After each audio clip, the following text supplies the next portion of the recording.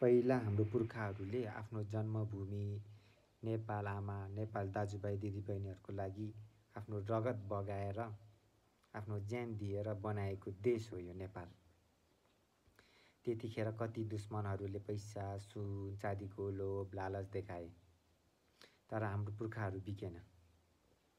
हाम्रो पुर्खाहरूलाई पैसा, सुन, चाँदीभन्दा पनि ठुलो आफ्नो जन्मभूमि, आफ्नो नेपाल आमा ठुलो थियो। उनीहरूलाई पैसा होइन, नेपाली दाजुभाइ दिदीबहिनीहरू ठुलो थियो। उनीहरूको लागि आफ्नो जन्मभूमि, नेपाली दाजुभाइभन्दा ठुलो कहिले पैसा भएन। उनीहरू कहिले बिकेन। सास बहिन्जेलसम्म आफ्नो जन्मभूमि र नेपाली दाजुभाइहरूको लागि रगत बगाइरहे। तर अहिले हामी नेपालीहरू आफ्नो जन्मभूमि, नेपाल आमा, नेपाली दाजुभाइ दिदीबहिनीहरूभन्दा ठुलो पैसा भए। हामी नेपालीहरू पैसाको लागि आफ्नो जन्मभूमि बेचेर खाइरहेका छौँ।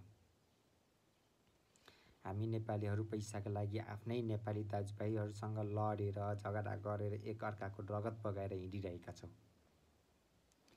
हामी नेपालीहरूलाई आफ्नोभन्दा पनि ठुलो पैसा भएको छ। धिक्कार छ हामी नेपालीहरूलाई, पुर्खाले दिएको बलिदान खेर फालेकोमा। धिक्कार छ नेपालीहरूलाई।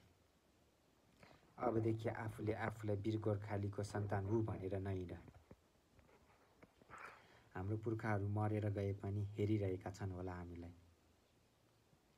हाम्रो यस्तो अवस्था देखेर उनीहरू रोइरहेका छन्। उनीहरू फेरि मरेका छन्। हामी वीर गोर्खालीको सन्तान होइन, हामी उनीहरूले दिएको योगदानको हत्यारा भएका छौँ।